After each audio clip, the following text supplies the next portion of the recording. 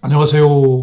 7월 2일 화요일 아침 특별 새벽 기도회입니다. 열왕기상 12장 12절로 20절까지 말씀을 본문으로 하여 사람의 뜻보다 중요한 하나님의 뜻이라고 하는 주제로 함께 은혜를 나누길 원합니다. 어처구니라는 것이 있습니다. 맷돌을 돌리는 손잡이를 어처구니라고 합니다. 말도 안 되는 황당한 상황을 만났을 때 어처구니 없다고 말하기도 합니다. 주는 그리스도시요 살아계신 하나님의 아들이라고 하는 신앙 고백을 했던 베드로가 순환을 예고하시는 예수님을 붙들고 항변하며 주여 그리하지 마옵소서, 이 일이 결코 미치지 아니하리라 말합니다. 그런데 베드로를 향해 사단아 내 뒤로 물러가라, 너는 나를 넘어지게 하는 자로다.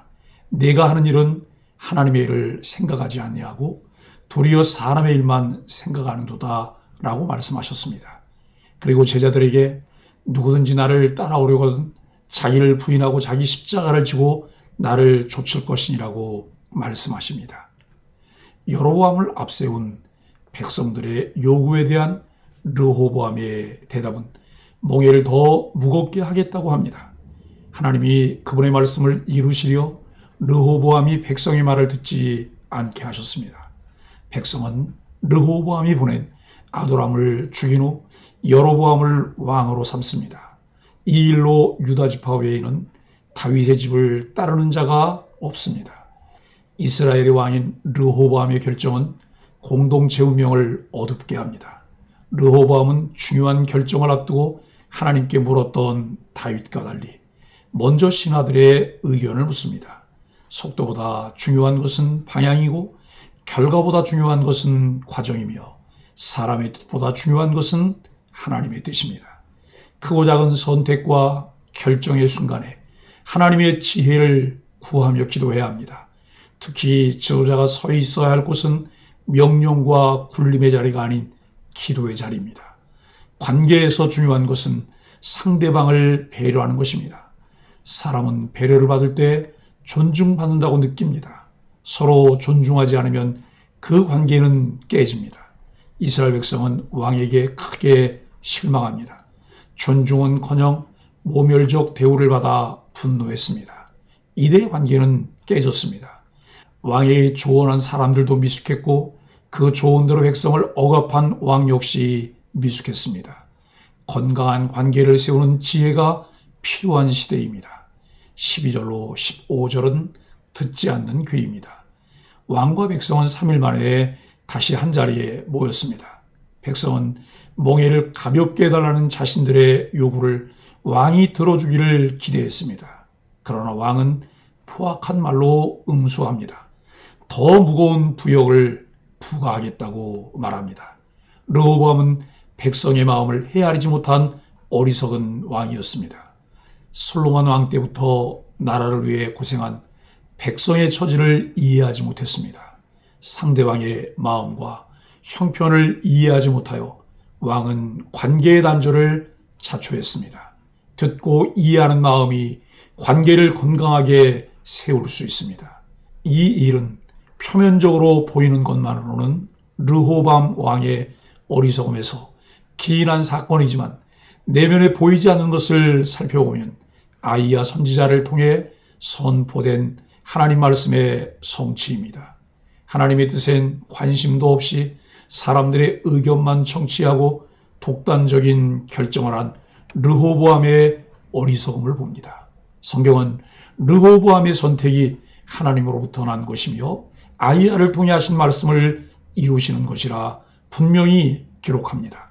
이는 솔로몬의 배교와 불신앙에 대한 하나님의 심판입니다. 인간의 어리석음과 잘못된 선택을 내버려 두시는 것이 하나님의 선택입니다. 르호보암의 어리석은 판단 이면에는 하나님의 오묘하신 섭리가 있었습니다. 하나님은 세상 모든 일을 주관하시고 섭리하시는 분입니다. 성도는 하나님의 절대 주권을 인정하면서 하나님의 도우심을 구해야 합니다. 모든 관계를 선하게 이끌어 가시는 하나님의 섭리를 경험하도록 기도해야 합니다. 사람들의 생각보다는 하나님의 뜻을 따르는 그리스도인으로 살아가기 위해서 은혜를 구해야 합니다. 16절로 18절은 비난과 파국입니다. 온 이스라엘은 왕으로부터 완전히 등을 돌립니다. 르호보암은 한순간의 어리석은 판단으로 인해 백성으로부터 버림받게 됩니다. 이스라엘 왕은 하나님의 대리 통치자입니다. 하나님의 마음으로 백성들의 소리에 귀를 기울여야 했습니다. 그리고 르호보암은 백성의 고통을 헤아리고 보듬어 주어야 했습니다. 성도는 관계를 세워갈 때 상대방의 절박한 심정을 헤아릴 수 있어야 합니다. 배려하고 도와주어 마음 얻을 기회를 놓치지 말아야 합니다. 르호보암 왕은 백성과 관계가 깨진 후에도 사태를 정확하게 판단하지 못합니다. 자신을 향해 등을 돌린 백성에게 강제 노역과 세금 징수를 담당했던 아도람을 파송해 북부 이스라엘을 힘으로 누르려고 합니다. 북이스라엘의 분노는 극에 달하고 아도람을 죽임으로 상황은 더 이상 돌이킬 수 없는 파국으로 치닫습니다. 이에 당황한 르호보암 왕은 황급히 예루살렘으로 도망갑니다. 상황을 읽는 분별력도 상대에 대한 배려도 없이 행동하는 것은 오히려 더 큰 화를 불러일으킵니다. 19절로 20절은 분열과 반역입니다. 비록 북이스라엘과 남유다의 갈등은 사울과 다윗 시대부터 존재하고 있었지만 다윗과 솔로몬이 신정 국가의 왕으로 하나님을 대리할 때는 아무 문제가 되지 않았습니다. 그러나 왕이 하나님의 법도와 율례로 통치하지 않자 이스라엘은 타락과 분열의 역사로 들어섭니다. 이 같은 분열의 책임이 완전히 솔로몬과 르호보암의 실정에만 있지는 않습니다. 민의를 듣지 않고 포갑 정치를 펼치는 타락한 지도자에 대한 반역은 필연적일 수 있지만 다윗의 왕위를 영원히 견고하게 하시겠다고 하는 하나님의 섭리에는 반하는 것이었습니다. 결국 북이스라엘은 새로운 왕에 대한 하나님의 뜻을 묻고 기름 부으심을 구하는 대신 자신들의 요구와 이익을 채워줄 여로보암을 왕으로 세웁니다. 사랑하는 소망의 가족 여러분, 목적이 상실된 수단으로는 선한 것을 세울 수 없습니다. 르호보암의 어리석은 선택으로 결국 나라가 분열되었습니다. 세상 일은 사람의 뜻대로 되지 않습니다. 이 일을 행하시는 분, 그것을 지어 성취하시는 분은 여호와 하나님이십니다. 예레미야 선지자는 예레미야 33장 2절과 3절을 통해 분명하게 말씀합니다. 하나님은 이 일을 행하시는 분입니다. 그것을 지어 성취하시는 분이 여호와 하나님이십니다. 그렇기 때문에 너는 내게 부르짖으라. 내가 내게 응답하겠고 내가 알지 못하는 크고 비밀한 일을 내게 보이라고 말씀하시는 것을 듣게 됩니다. 그러므로 성도는 판단하고 결정해야 할 일이 있을 때 반드시 기도해야 합니다. 왜 매일 말씀 묵상이 필요할까요? 우리의 삶을 주관하시고 선하신 뜻대로 인도하시며 이를 이루시려는 하나님의 음성을 듣기 위함입니다. 그 말씀을 붙잡고 간절한 기도를 통해 하나님의 음성을 듣고 결정을 내려야 합니다. 치밀하게 계획을 세우고 그 계획을 성취했다고 승리한 인생이라고 할 수 없습니다. 사람의 뜻이 아닌 하나님의 뜻을 묻고 찾아서 그 길로 걸어가는 것이 중요합니다. 인생은 방향이 중요합니다. 방향과 바른 목적을 따라가는 것이 빨리 가는 것보다 더 중요합니다. 우리는 오늘 르호보암이 직면했던 상황들을 보게 됩니다.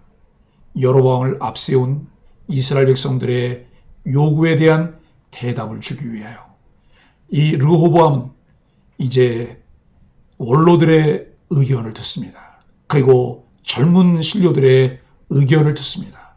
그러나 그 가운데 르호보암이 결정해야 되는 것은 원로들의 의견도 아니요, 그리고 또 젊은 신료들의 의견도 아닙니다. 그 이스라엘을 향한 하나님의 뜻이 무엇인지를 분별하고 그 뜻을 따라서 그에게 주어진 직무를 감당해야 합니다. 한 주간 특세를 하며 주시는 말씀을 붙잡고 매일매일의 삶에서 바른 분별함을 주시도록 기도해야 합니다. 그리고 우리들의 욕심을 따라 먹음직하고 보암직한 것을 선택하는 것이 아니라 하나님이 기뻐하실 하나님의 뜻을 선택하는 소망의 가족들이 되기를 예수 그리스도 이름으로 간절히 축복합니다. 함께 기도하겠습니다. 하나님, 날마다 말씀 앞에 서서 하나님의 간섭을 받아 하나님의 뜻을 떠나지 않게 하여 주옵소서. 말씀대로 반드시 이루시는 하나님의 일하심과 섭리를 늘 기억하게 하여 주옵소서. 우리들과 가정, 교회 공동체가 하나님의 뜻을 온전히 따라 견실함과 연합을 이루도록 은혜를 부어 주옵소서. 예수님의 이름으로 간절히 기도합니다. 아멘.